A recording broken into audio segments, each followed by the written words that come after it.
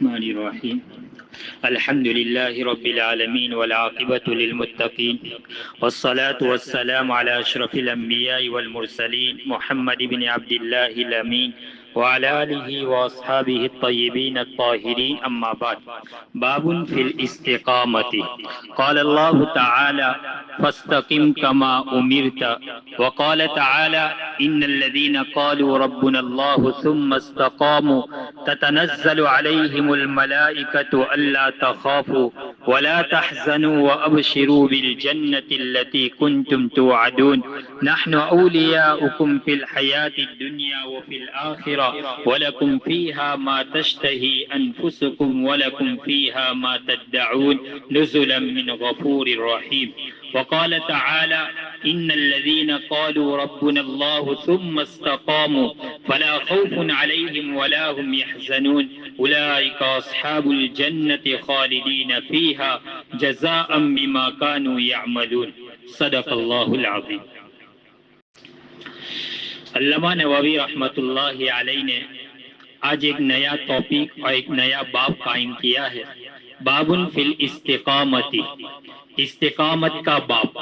اس سے پہلے والا جو باب تھا وہ یقین اور توکل کا باب تھا، جس کے متعلق بہت ساری باتیں آئی ہمارے سامنے۔ آج ایک نیا باب قائم کیا ہے استقامت کا۔ استقامت یہ عربی زبان کا لفظ ہے، استقامت یہ عربی زبان کا لفظ ہے، قیام سے نکلا ہے۔ اس کا اردو میں معنی ہوتا ہے کسی چیز پر قائم رہنا، کسی چیز پر مضبوطی کے ساتھ جمے رہنا۔ اور شریعت کی اصطلاح میں استقامت کہتے ہیں نبی اکرم صلی اللہ علیہ وسلم جو دین اور شریعت لے کر آئے ہیں اس کے اوپر عقیدے کے اعتبار سے اور قول اور عمل کے اعتبار سے مضبوطی کے ساتھ قائم رہنا، یہ ہے استقامت۔ استقامت کا یہ لفظ درمیانی راہ اختیار کرنا، میانہ روی پر قائم رہنا، اس کے لیے بھی استعمال ہوتا ہے۔ استقامت کا ایسا طریقہ اختیار کرنا جس میں انسان افراط کا بھی شکار نہ ہو، یعنی حد سے آگے بڑھنے والا بھی نہ ہو، اور نہ تفریط کا شکار ہو کہ اس کے اندر میں کوتاہی کرے۔ اسی لیے ہم اللہ سے ہر نماز میں ہر رکعت میں پڑھتے ہیں اہدنا الصراط المستقیم، اے اللہ ہمیں سیدھے راستے پر چلا۔ تو صراط مستقیم وہی ہے کہ جو نہ افراط ہو، جس میں نہ تفریط ہو، نہ حد سے آگے بڑھنے والا ہو، نہ تفریط کا شکار ہو، نہ عمل میں کوتاہی ہو، اسی کو افراط کہتے ہیں۔ تو بہرحال یہاں سے ایک نیا باب قائم کر رہے ہیں استقامت کا۔ تو یہاں امام نووی رحمۃ اللہ علیہ نے قرآن کریم کی 3 آیت لے کر آئے ہیں جس سے استقامت کی اہمیت کو بیان کر رہے ہیں۔ قرآن کریم کی اور بھی بہت ساری آیات ہیں جس کے اندر میں استقامت کا تذکرہ موجود ہے۔ معلوم ہوا کہ استقامت ایک ایسی چیز ہے کہ یہی دین کی اصل بنیاد اور جڑ ہے، یہی اصل ہے اور یہی بنیاد اور یہی جڑ ہے استقامت۔ دنیاوی معاملے کے اعتبار سے بھی ہو، چاہے آخرت کے اور اخروی معاملے کے اعتبار سے ہو، جب تک بندے کے اندر میں استقامت نہیں ہوگا تب تک وہ کسی فیلڈ کے اندر میں، کسی چیز کے اندر میں وہ کامیابی حاصل نہیں کر سکتا۔ مثال کے طور پر دنیاوی اعتبار سے اگر ایک انسان کسی کاروبار شروع کرتا ہے یا وہ کسی نجار یعنی سوتھار کا کاروبار شروع کر رہا ہے، اس میں چند دن گزرے، چند مہینے نہیں گزرے، اس کو ابھی تک اس میں تجربہ حاصل نہیں ہوا، اس کے اندر میں ابھی کوئی واقفیت، کوئی نشیب و فراز سے ابھی اس کو کوئی واقفیت حاصل نہیں ہوئی، اور اس نے دیکھا کہ اس میں زیادہ آمدنی نظر آتی نہیں ہے، اب اس نے اس کاروبار کو چھوڑ دیا اور لوہار کا کاروبار شروع کر دیا۔ اس میں لگا، اس میں بھی وہ چند دن نہیں گزرے اور دیکھا کہ اس میں بھی کوئی دم خم نظر آتا ہوا نظر نہیں آتا، تو اس نے اس کو بھی چھوڑ دیا اور پھر تیسرا کاروبار شروع کر لیا۔ تجارت شروع کی، کہا اس میں تو بڑے چکر کاٹنے پڑتے ہیں، یا اس نے کھیتی شروع کر دی اور اس میں کہا کہ اس میں تو اپنے تخنوں کو بھی، اپنے پائجاموں کو بھی چرانا پڑتا ہے، رات کو لائٹ آتی ہے تو وہاں بھی جانا پڑتا ہے، یہ کون ساری مگج ماری کرتا ہے۔ تو ایسا اگر وہ کاروبار بدلتا رہے گا تو انسان کبھی بھی اپنی فیلڈ میں اور کسی بھی کاروبار میں وہ کامیابی حاصل نہیں کر سکتا. اس لیے کہ کامیابی اسی وقت حاصل ہو سکتی ہے جب آپ کسی کاروبار کے اندر میں استقامت کے ساتھ جمے رہے, آپ اس کے اندر میں تجربہ حاصل کریں. انسان جب انتھک محنت کرتا ہے, کوشش کرتا ہے اور ماہر لوگوں کے ساتھ رہتا ہے, ان سے وہ واقفیت حاصل کرتا ہے, لوگوں سے پوچھتا ہے کہ اس میں اور زیادہ آگے کیسے بڑھا جائے, اس کو کس طرح بڑھایا جائے, میرے کاروبار کو کیسے ترقی پذیر ہو. انسان جب محنت کرتا ہے اور برسوں اس میں لگا دیتا ہے, تب ایک دن ایسا آتا ہے کہ لوگوں کی زبان سے یوں ملتا ہے سننے کو کہ اگر آپ اس فیلڈ میں کام کرنا چاہتے ہیں یا اگر آپ اس فیلڈ کی, اس کمپنی کی کوئی چیز لینا چاہتے ہیں تو میرے سمجھ کے اعتبار سے فلاں کمپنی سے آپ رابطہ کیجئے, فلاں آدمی سے آپ کانٹیکٹ کیجئے, وہ 100% اس کے اندر میں وہ ماہر ہے, اس کو تجربہ ہے, وہ کامل اعتبار, اس کے اوپر بھروسہ کیا جاتا ہے, تو تب جا کر یہ نام سننے کو ملتا ہے. اس سے ہمیں یہ چیز ملی کہ کسی بھی چیز کے اندر میں چاہے دنیاوی اعتبار سے ہی کیوں نہ ہو, جب تک آپ اپنا وقت نہیں لگائیں گے, جب تک اس میں آپ زندگی نہیں کھپائیں گے, تب تک آپ کامیاب حاصل نہیں کر سکتے.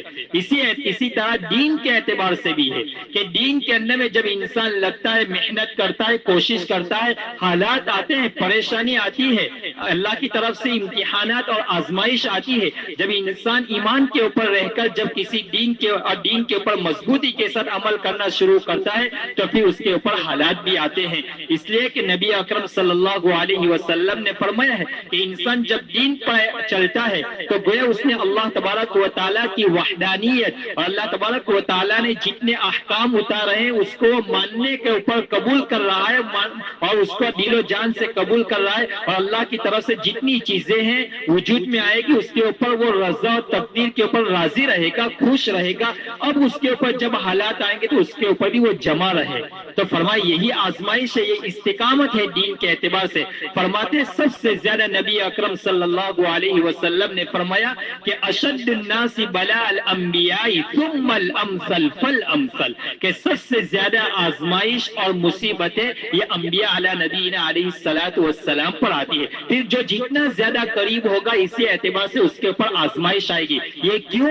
اس لیے کہ اب اس نے دین میں ٹھان لیا ہے کہ اب مجھے شریعت کے اوپر چلنا ہے, اب اس کے اوپر تو اللہ تبارک و تعالیٰ بھی اب اس کو جانچیں گے, پرکھیں گے کہ کیا حقیقت میں یہ اپنے دین کے اعتبار سے یہ مخلص ہے یا کہیں منافق تو نہیں ہے, کیا صرف دعویٰ ہی کر رہا ہے کہ میں دین کے اوپر چل رہا ہوں اور میں اس کے اوپر جو بھی پریشانی آئے گی میں اس کو برداشت کروں گا. حالانکہ آپ دیکھ لیجئے نبی اکرم صلی اللہ علیہ وسلم فرماتے ہیں کہ دین کے اعتبار سے مجھے جتنا ستایا گیا کسی نبی کو اتنا زیادہ ستایا نہیں گیا. اب یہاں ایک علمی نقطہ بھی پیش ہوتا ہے, ایک سوال ہوتا ہے کہ آپ علیہ الصلوۃ والسلام سے بھی زیادہ دوسرے انبیاء کو زیادہ ستایا گیا. حضرت شعیب علیہ الصلوۃ والسلام, اسی طرح دوسرے انبیاء علیہ الصلوۃ والسلام کو تو آرے سے چیر دیا گیا, 2 ٹکڑے کر دیے گئے. قرآن کریم کے اندر میں ہے کہ انہوں نے انبیاء علیہ الصلوۃ والسلام کو قتل تک کر دیا. کیسی کیسی تکلیفیں پہنچائی. نوح علیہ الصلوۃ والسلام کو کتنے سارے 900 سے زیادہ سال تک ان کو ستایا گیا, اور نبی اکرم صلی اللہ علیہ وسلم صرف 63 سال اس دنیا میں رہے,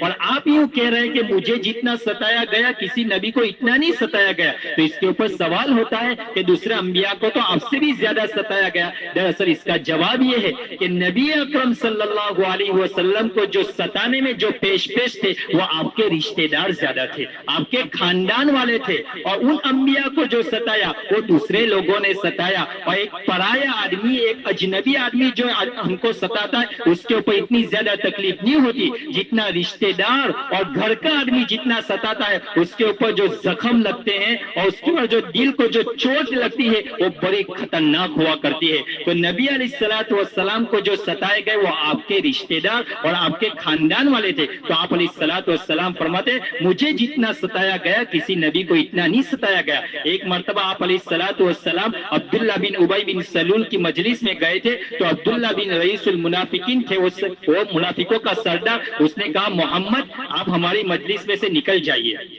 اس لیے کہ آپ کے گھوڑے کی راکھ کی وجہ سے میرے ناک میں تکلیف ہو رہی ہے. نبی اکرم صلی اللہ علیہ وسلم کی آنکھوں سے آنسو جاری ہو گئے. تو آپ حضرت سعد بن معاذ کے پاس گئے, فرمایا سعد تمہیں کچھ پتا چلا عبداللہ کیا کہہ رہا ہے مجھے؟ فرمایا مجھے اس طرح کہہ رہا ہے. تو سعد نے کہا اللہ کے رسول وہ تو ایسا ہی ہے, اب اس کو چھوڑ دیجئے, آپ اس کا دماغ میں اور دل و دماغ میں نہ لائیے, آپ اس کو اپنے کانوں میں دماغ میں سے نکال دیجئے، لیکن نبی اکرم صلی اللہ علیہ وسلم کو کون تسلی دیتا؟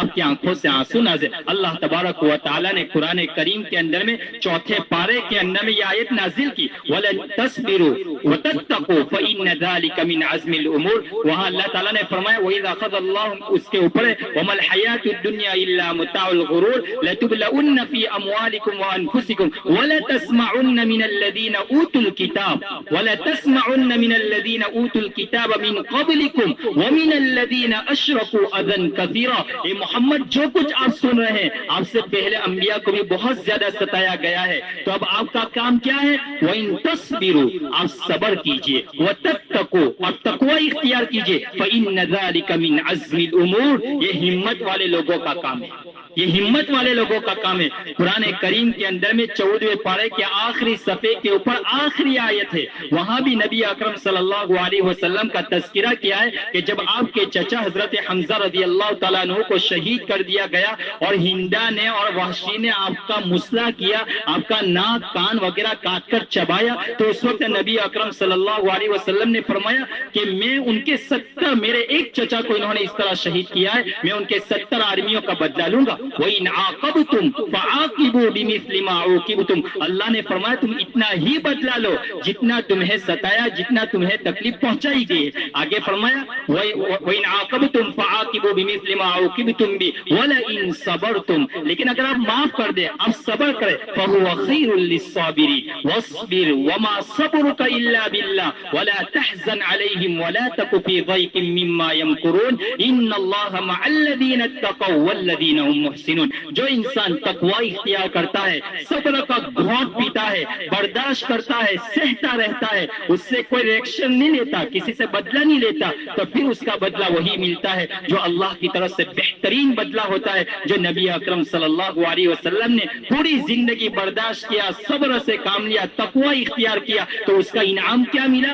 علامہ ادریس صاحب کاندھلی رحمت اللہ علیہ نے تفسیر ادریسی میں لکھا ہے کہ یہ جو نبی اکرم صلی اللہ علیہ وسلم نے کفار کی طرف سے، اپنے عزیز و اقارب کی طرف سے جو برداشت کیا، اس کا پھل کیا ملا؟ سبحان الذی اسری بعبدہ لیلا من المسجد الحرام الى المسجد الاقصی، کہ کسی نبی کو یہ شرف حاصل نہیں ہوا جو شرف میرے اور آپ کے نبی جناب محمد الرسول اللہ صلی اللہ علیہ وسلم کو حاصل ہوا، کہ اللہ نے ساتوں آسمان کی سیر کرائی اور جنت و جہنم کی سیر کرائی، اپنا دیدار کرایا۔ یہ کس کے اوپر یہ انعام ملا؟ یہ اسی کے اوپر انعام ملا کہ آپ نے تقوی اختیار کیا، صبر کیا۔ تو بہرحال میں یوں عرض کرنا چاہتا ہوں کہ نبی اکرم صلی اللہ علیہ وسلم کو پورے قرآن کریم میں جگہ جگہ آپ کو یہ تعلیم اور یہ حکم دیا گیا کہ آپ صبر اختیار کیجئے۔ تو اللہ کے حبیب نے فرمایا مجھے جتنا ستایا گیا کسی نبی کو اتنا ستایا نہیں گیا۔ تو یہ ہے استقامت کہ دین کے اوپر ثابت قدم رہے، مضبوطی کے ساتھ رہے، عقیدے کے اعتبار سے بھی انسان ثابت قدم رہے، معاملات کے اعتبار سے بھی انسان ثابت قدم رہے۔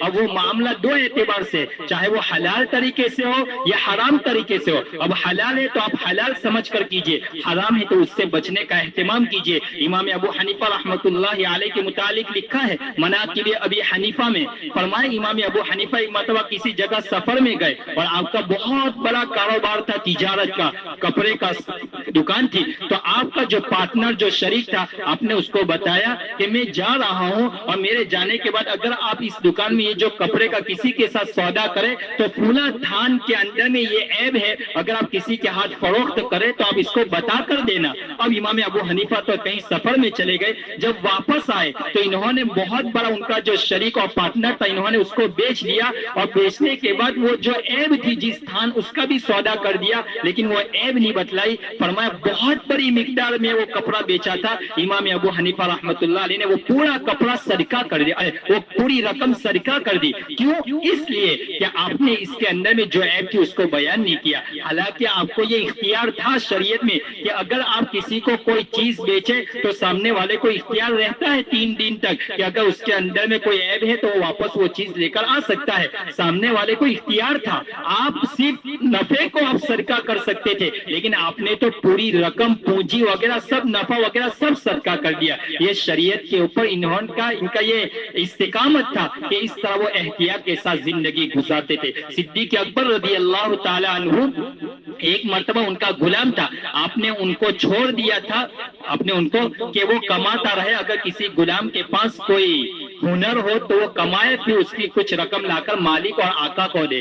तो एक मर्तबा वो गुलाम कहीं से दूध लेकर आया तो सिद्दीक अकबर रजी अल्लाह ताला अन्हु रोजाना पूछते थे ये कहाँ से लाए, लेकिन उस दिन इतने ज्यादा आप भूखे थे कि गुलाम जब दूध लेकर आया तो आपने उसको नोश कर लिया, पी लिया। उसके बाद गुलाम ने कहा आका तुम रोजाना मुझे पूछते हो कि ये कहाँ से कमा कर लाए, कैसे कमा कर लाए, लेकिन आज तो आपने पूछा ही नहीं। जब दूध पी लिया तो फिर सिद्दीक अकबर रजी अल्लाह ताला अन्हु ने पूछा कि आप कहाँ से लाए। फरमाया मैं जमाना जाहिलियत के अंदर में काहिन था, मैं गैब की बातें बतलाया करता था, तो उस आदमी के साथ आज मेरा आमना सामना हो गया, तो उसी का मैंने उसको बतलाया था, उसी के ऊपर इन्होंने मुझे आज दूध दिया। तो सिद्दीक अकबर ने फौरन कहा अल्लाहु अकबर और अपने मुंह के अंदर में उंगलियां डाली और जो दूध पिया था ये बुखारी शरीफ में है और सारा का सारा दूध उगल दिया, निकाल दिया। ये था उन हजरात के सामने शरीयत के ऊपर इस्तिकामत के साथ अमल करना। हजरत उमर रजी अल्लाह ताला अन्हु एक मर्तबा फजर की नमाज के बाद पढ़ाने के बाद सब सहाबा को देखा तो देखा कि हजरत उस्मान बिन हस्मा रजी अल्लाह ताला अन्हु, गालिबन यही साहबी है, फरमाया वो नजर नहीं आते, तो अब वहां से भी वो नजर नहीं आए। तो दिन के अंदर में जब उनके घर के पास से गुजरे तो उनकी वालिदा शिफा से पूछा कि आपके बेटे आज फजर की नमाज में नजर नहीं आए। फरमाया पूरी रात वो इबादत में मशगूल है, तो इसकी वजह से सुबह सादिक से पहले उनकी आंख लग गई, इसलिए उनकी नमाज जमात के साथ छूट गई। तो हजरत उमर रजी अल्लाह ताला ने फरमाया मुझे ये ज्यादा पसंदीदा है कि आदमी पूरी रात सोता रहे और फजर की नमाज जमात के साथ पढ़े। तो ये है कि इंसान दरमियानी राह इख्तियार करे, अमल में न हद से आगे बढ़े, न पीछे, न उसमें इफरात का शिकार हो, न कोताही, न कमी का शिकार हो, दरमियानी राह इख्तियार करे। नबी अकरम सल्लल्लाहु अलैहि वसल्लम ने फरमाया कि तुम चाहे नवाफिल का एहतमाम करो, किसी भी सुन्नतों का एहतमाम करो, नवाफिल का एहतमाम करो, लेकिन फरमाया थोड़ा करो। मुझे ये ज्यादा पसंदीदा है कि कोई अमल तुम करो लेकिन हमेशा करो, अगरचे वो थोड़ा हो। अगरचे इंसान चंद दिन तक रमजान का असर रहेगा, अब बड़ा पड़े, अब रमजान के बाद भी वो करता रहेगा, फिर आहिस्ता आहिस्ता वो तहज्जुद भी छोड़ देगा। रमजान में तो 8 रकात 12 रकातें पढ़ता था, रमजान के बाद बिल्कुल ही छोड़ देता है। इंसान बराबर तकवा इख्तियार करता है, दीन के ऊपर चलता है, तहैया कर लेता है, अज़्म मुसम्मम कर लेता है, और चंद महीने गुजर गए फिर वो तकवा खत्म हो गया। ये कैसे? इसको नहीं कहते इस्तिकामत। इस्तिकामत ये कि आप पूरी जिंदगी आप शरीयत के ऊपर इस्तिकामत के साथ अमल करते रहे, उसके ऊपर जमे रहिए। एक 3 सहाबी हजरत आयशा रजी अल्लाह तआला अन्हा के पास आए और फरमाया हमें अल्लाह के रसूल सल्लल्लाहु अलैहि वसल्लम का मामूलात और आपकी जिंदगी के बारे में, इबादत के बारे में बतलाइए। तो हजरत आयशा रजी अल्लाह तआला अन्हा ने फरमाया अल्लाह के रसूल सल्लल्लाहु अलैहि वसल्लम रात में तहज्जुद भी पढ़ते, सोते भी है, अल्लाह के रसूल सल्लल्लाहु अलैहि वसल्लम ने निकाह भी किया वगैरह वगैरह, फरमाया आप रोजा भी रखते। अब उन 3 सहाबी ने यह अज़म कर लिया, एक ने कहा मैं पूरी जिंदगी अब निकाह ही नहीं करूंगा, मैं बस इसी तरह जिंदगी गुजारूंगा। एक सहाबी ने कहा मैं रोजा ही रखता रहूंगा, मैं इफ्तार नहीं करूंगा। एक सहाबी ने कहा कि मैं पूरी रात इबादत में गुजार दूंगा, सोऊंगा भी नहीं। जब अल्लाह के रसूल सल्लल्लाहु अलैहि वसल्लम घर पर तशरीफ लाए तो माँ आयशा ने फरमाया कि अभी 3 सहाबी आए थे और इस तरह की बातें कहकर गए। अल्लाह के रसूल सल्लल्लाहु अलैहि वसल्लम ने फौरन मस्जिद में सहाबा को जमा किया, फरमाया कि इन्ना लिल्लाहि अख्शाकुम व अत्काकुम, फरमाया मैं तुम में सबसे ज्यादा अल्लाह से डरने वाला हूँ और सबसे ज्यादा तकवा इख्तियार करने वाला हूँ। फरमाया मैं वलाकिन्नी असूमु व उफ्तिरु, मैं रोजा भी रखता हूँ, मैं इफ्तार भी करता हूँ। फरमाया व उसल्ली व अरकुदु, मैं नमाज भी पढ़ता हूँ, मैं सोता भी हूँ। व अतज़व्वजु बिन निकाह, फरमाया मैं निकाह भी करता हूँ, शादियां भी करता हूँ। और फरमाया फमन रगिब अन सुन्नती फलैसा मिन्नी, जिसने मेरी सुन्नत से एराज किया वो मुझ में से नहीं है। तो ये है नबी अकरम सल्लल्लाहु अलैहि वसल्लम ने उनको दीन के ऊपर चलना और दरमियानी राह इख्तियार करना। मैंने बताया कि इस्तिकामत का एक माना यह है कि आप दरमियानी राह इख्तियार करें। ऐसा नहीं कि खूब पढ़ते ही रहे, खूब पढ़ते ही रहे और किसी से बात ही ना करे, बीवी को भी एक कोने में कर दे और अल्लाह अल्लाह अल्लाह जिक्र में नहीं, ये नहीं है। नबी अकरम सल्लल्लाहु अलैहि वसल्लम ने हमें ये तालीम नहीं दी, शरीयत ने ये तालीम नहीं दी। फरमाया घर का काम भी अल्लाह के रसूल घर में अपने अज़वाज के साथ घर का काम भी करते थे। हमने अपने असातिज़ा को भी देखा, हजरत शेख के घर में जाता तो मैंने देखा हजरत शेख हनीफ साहब को कि वो घर के अंदर में जब 12 बजे जब पढ़ा कर जाते थे, हजरत शेख वो खाना भी नीचे रखते थे और चटाई भी बिछाते थे और खुद बर्तन भी उठाते हुए मैंने देखा। तो ये है कि हम ایسا نہیں کہ بڑے بن گئے اب بس وہی سب کام وہی کرتے رہیں گے، ہم تو صرف کھا کر ہاتھ دھو کر نکل جائیں گے، نہیں ہے میرے بھائیو، یہ شریعت نہیں ہے۔ اللہ تبارک و تعالی ہمیں ان کہیں سنی باتوں کے اوپر عمل کرنے والا بنائے اور دین کے اوپر ثابت قدم رکھے اور استقامت کے ساتھ دین کے اوپر عمل کرنے والا بنائے۔ وآخر دعوانا ان الحمدللہ رب العالمین۔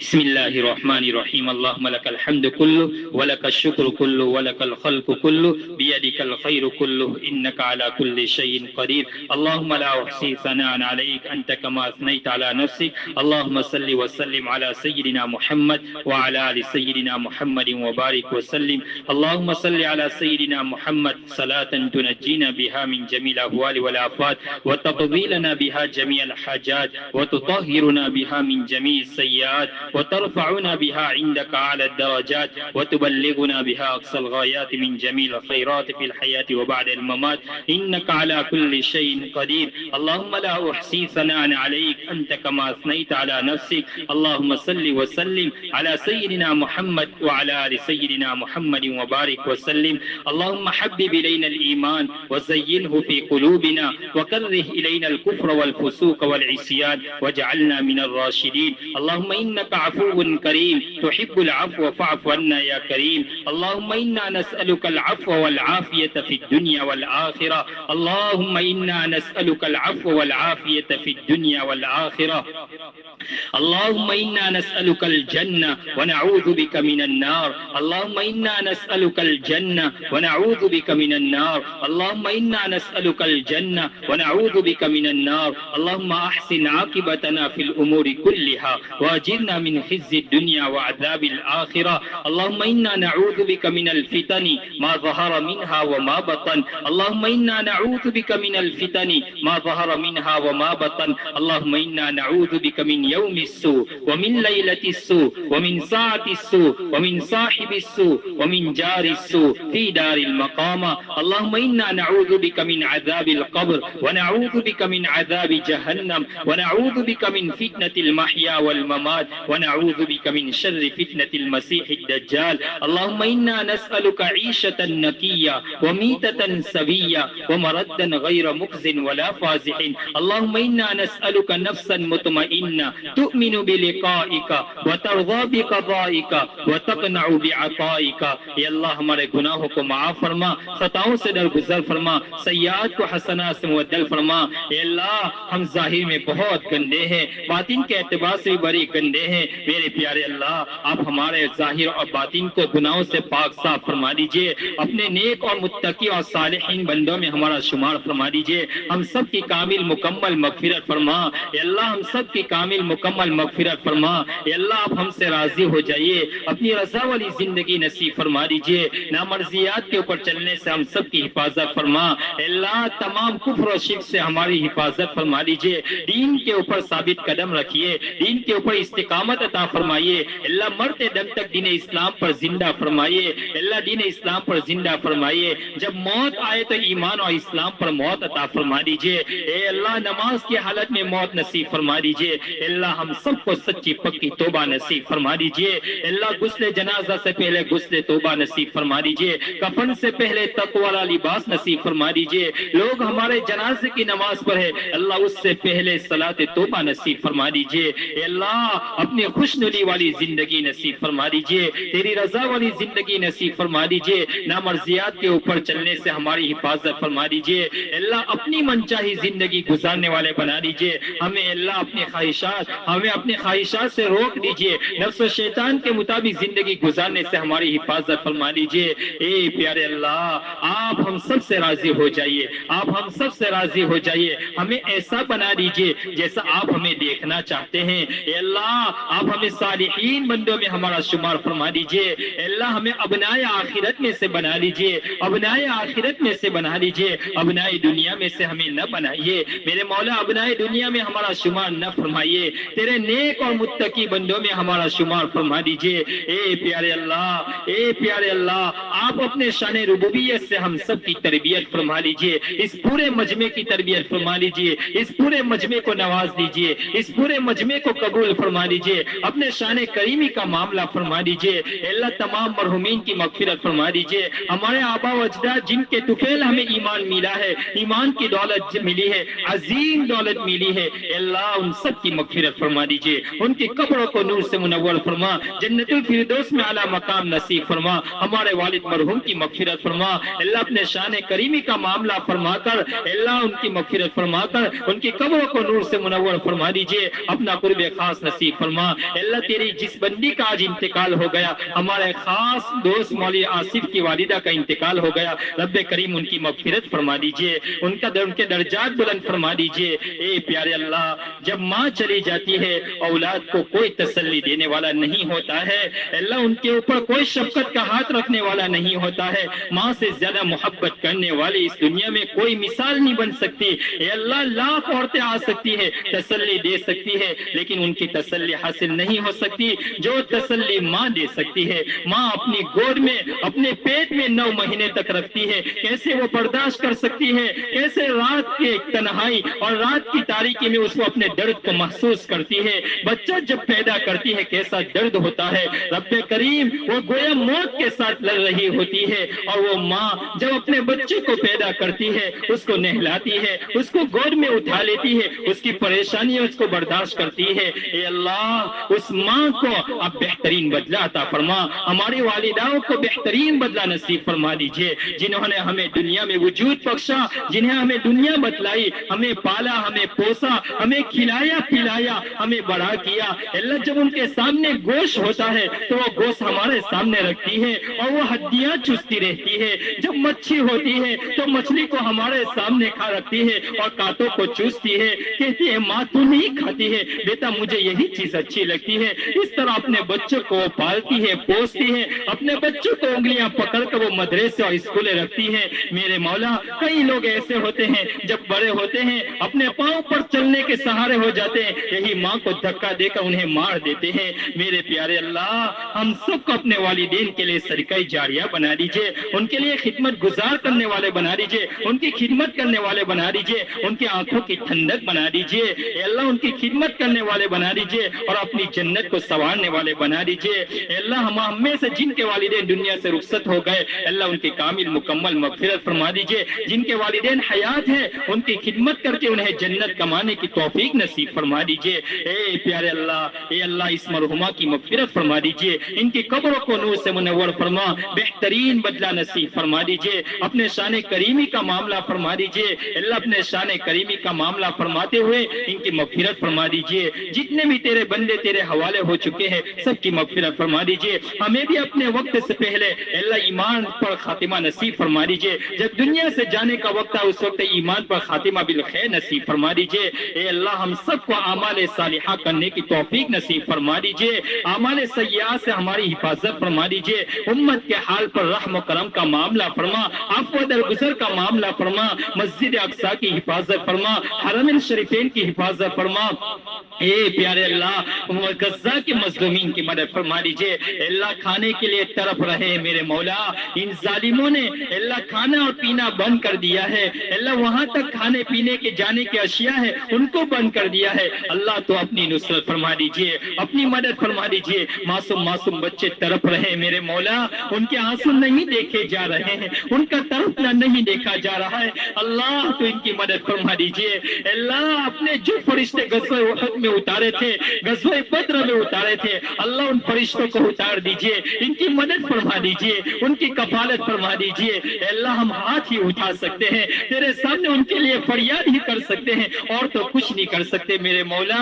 دنیا کی حکومتیں گنگی ہو چکی ہیں، خاموش ہو چکی ہے، وہ تماشا بن کر دیکھ رہی ہے میرے مولا، تو ہی ان کی مدد فرما دیجئے، تو ہی ان کی مدد فرما دیجئے۔ اے پیارے اللہ مسجد اقصی کی رہائی کی شکل صورتیں پیدا فرما دیجئے، ہمارے اکابرین کے سایہ صفت کو ہمارے پر دادر قائم فرما۔ حضرت مولانا غلام محمد صاحب وستانوی جو اس بستی کا ایک فرد عظیم ہے، اے اللہ جس نے پوری اپنی زندگی کی محنت کے اللہ انہوں نے دین اسلام کے لیے کھپا دی، اللہ امت کے لیے اس نے کیا قربانی نہیں دی میرے مولا، وہ بیمار چل رہے ہیں، علیل چل رہے ہیں، اللہ ان کی پریشانیوں کو ختم فرما دیجئے، ان کی بیماریوں کو ختم فرما دیجئے، ان کو صحت و عافیت والی زندگی نصیب فرما دیجئے، ان کے سائے کو ہمارے اوپر، ہماری اس بستی کے اوپر और पूरी उम्मत के ऊपर तादीर कायम फरमा। हज़रत मुफ्ती अहमद साहब की उम्र में खूब बरकत नसीब फरमा। मौलाना कमरुज़्ज़मा साहब की उम्र में खूब बरकत नसीब फरमा। मौलाना सैयद अरशद मदनी की उम्र में खूब बरकत नसीब फरमा। हमारे जितने अकाबिरीन हयात है अल्लाह, मुफ्ती खालिद सैफुल्लाह रहमानी, अल्लाह इन सब अकाबिरीन की उम्र में बरकत नसीब फरमा दीजिए। हमें उनके नक्शे कदम पर चलने वाले बना दीजिए। इस्लाम की इशाअत के लिए हमें कबूल फरमा लीजिए।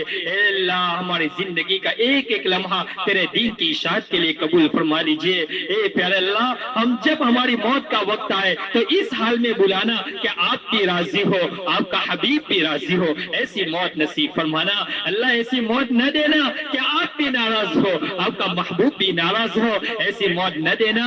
अल्लाह, नहुसत वाली मौत न देना कि लोग अपनी जुबान से यूं कहे ये मनहूस दुनिया से अब गया, अब कुछ हुआ। ए मेरे मौला, ऐसी मौत न देना, हमें ऐसी मौत देना कि हमारी मौत के ऊपर तेरे बंदे रश्क करने वाले हो। ऐसी मौत देना हमारे कब्रिस्तान में जाने से मरहूमीन खुश हो। ऐसी मौत देना, ऐसी मौत न देना कि हमें हमारी मनहूस और नहुसत की वजह से कब्रिस्तान के मुर्दे भी नाराज हो जाए, वो भी परेशान हो जाए। अल्लाह, ऐसी मौत न देना। अब हम सबसे राजी हो जाइए। ए प्यारे अल्लाह, आज 25वां रोजा है, कुछ दिन बाकी रह गए। मेरे अल्लाह, हम सब की मगफिरत का फैसला फरमा दीजिए, हम सब की मगफिरत का फैसला फरमा दीजिए। इस मजलिस को कबूल फरमा लीजिए। तेरे और तेरे नबी की मुबारक जुबान से निकले हुए अल्फाज है, अल्लाह इसकी लाज रख लीजिए और हम सब की मगफिरत फरमाकर हम सबको जहन्नम से आजादी का परवाना सुना दीजिए। ए प्यारे अल्लाह, हम आपसे दुआ करते हैं, अल्लाहुम्मा इन्ना नस्अलुकल जन्नह, अल्लाहुम्मा इन्ना नस्अलुकल जन्नह, अल्लाहुम्मा इन्ना नस्अलुकल जन्नह व नऊज़ु बिका मिनन नार, व नऊज़ु बिका मिनन नार। अल्लाह, बहुत सारे बंदों को जहन्नम से आजादी से परवाना सुनाकर अल्लाह उन्हें जन्नत का परवाना सुनाएंगे। अल्लाह, हम सब की गर्दनों को जहन्नम से आजाद फरमा लीजिए। जिनके अपने नेक बंदों को अल्लाह आप नवाज रहे हैं, अल्लाह उनमें हमारा भी शुमार फरमा दीजिए। अल्लाह, तेरी रहमतों का एक छींटा इस मजलिस में डाल दीजिए, हमारा काम बन जाएगा। अल्लाह, हमारा काम बन जाएगा। आपका कुछ बिगड़ने वाला नहीं है, हमारा काम बन जाएगा। आज इस उठे हुए झोली को भर दीजिए। अल्लाह, हम सबको अपने जायज मकासद में कामयाबी नसीब फरमा, हमारे कारोबार में बरकत नसीब फरमा, हलाल रिस्क नसीब फरमा, हराम रिस्क से हिफाजत फरमा दीजिए। अल्लाह, अपनी जात के अलावा किसी का मोहताज न बना दीजिए। अल्लाह, ये चंद दिन बाकी रह गए, खूब अमाल करने की तौफीक नसीब फरमा दीजिए। थकावट खत्म हो जाएगी लेकिन अमल बाकी रह जाएंगे। ए प्यारे अल्लाह, हमें तेरी इबादतों में लज्जतें नसीब फरमा, हलावत नसीब फरमा, चाशनी नसीब फरमा। कुरान के पढ़ने में हलावत और चाशनी नसीब फरमा दीजिए। ए अल्लाह, रातों की तन्हाई में तेरे सामने उठकर रोने वाला बना। अल्लाह, रोने वाली आंखें नसीब फरमा दीजिए। शफाअत कुरान नसीब फरमा, तदब्बुर कुरान नसीब फरमा, अज़मत कुरान नसीब फरमा, मोहब्बत कुरान नसीब फरमा, तफक्कुर कुरान नसीब फरमा। ए अल्लाह, अज़मत कुरान नसीब फरमा। कुरान को हमें अपने सीनों से लगाने वाले बना दीजिए, कुरान के मुताबिक जिंदगी गुजारने वाले बना दीजिए, शरीयत और सुन्नत के मुताबिक जिंदगी गुजारने वाला बना। इश्क रसूल वाली जिंदगी नसीब फरमा। हमारी जिंदगी में हमारे बदन का एक एक उज़्व अल्लाह तेरे नबी की सुन्नत के मुताबिक और तेरे नबी की लाई हुई जिंदगी के मुताबिक गुजारने वाले हो, ऐसा हमारा जिस्म बना दीजिए। ए प्यारे अल्लाह, जो मांगा वो अता फरमा, जो मांगने से रह गए अपनी शान अता फरमा।